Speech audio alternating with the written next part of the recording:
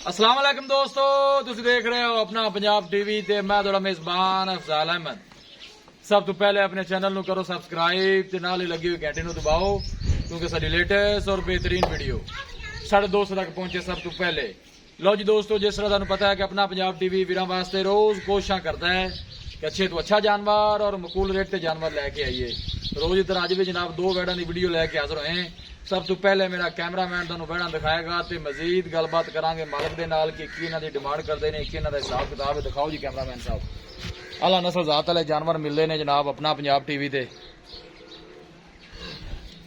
जानवर दिखाण दी इंशाल्लाह जनाब पूरी तसल्ली करावांगे, बाकी लैणे देने नसीब हुंदे ने। आर्डर क्वालिटी माशाल्लाह बड़ी लाजवाब है। थण माशाल्लाह बड़ा खूबसूरत है, मुठ भर लगे। वैड़ नूं थोड़ा छड्ड के शकील भाई नूं तोड़िया जे। तीसरा वारा जनाब वैड़ी सुई है,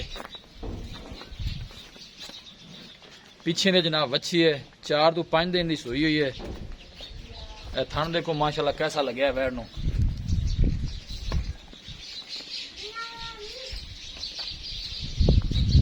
पूरी माशाल्लाह मजबूत वैड़ है। सब तो अच्छी गल है कि जनाब गर्मी बर्दाश्त करने वाली है।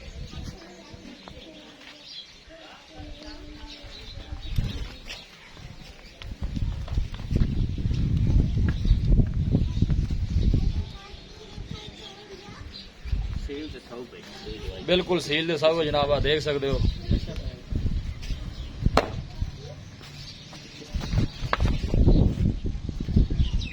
आर्डर क्वालिटी माशाल्लाह बड़ी लाजवाब है। थण माशाल्लाह बड़ा पावर वाला लगे। वैड़ नूं मज्झां वाला माशाल्लाह थण लगे, देख सकते हो।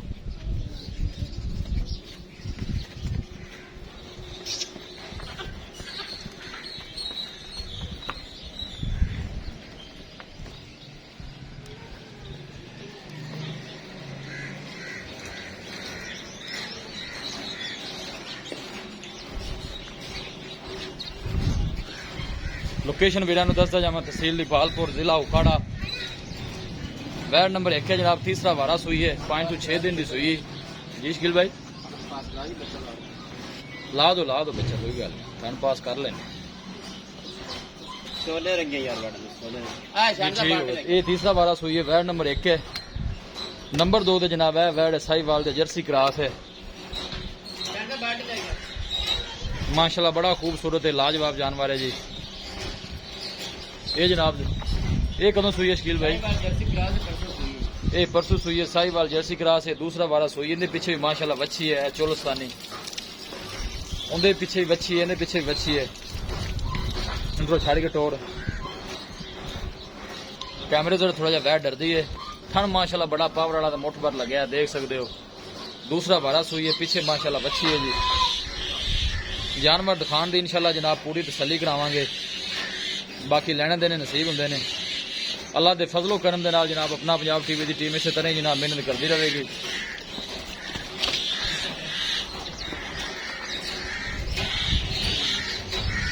देखो माशाल्लाह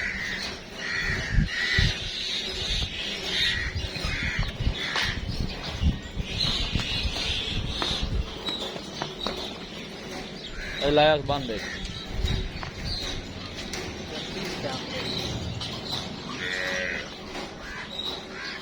साहिवाल दे जर्सी क्रॉस है। दूसरा वारा सुई है जी।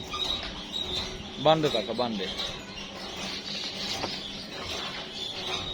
माशाल्लाह खूबसूरत है, लाजवाब जानवर है जी।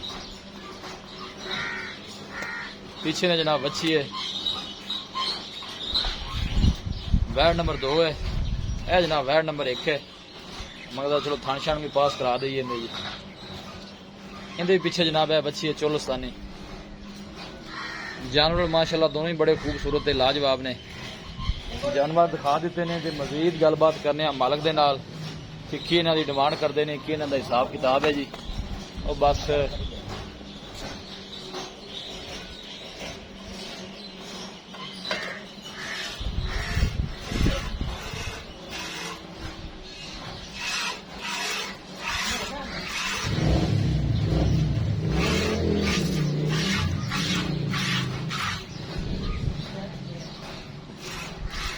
बस ठीक हो गया जी।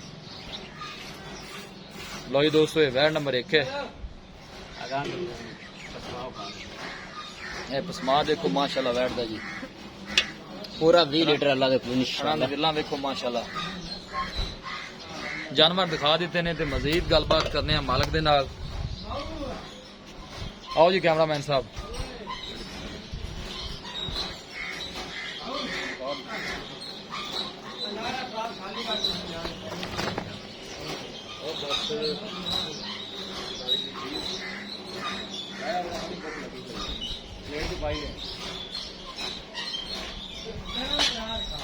ठंडे ने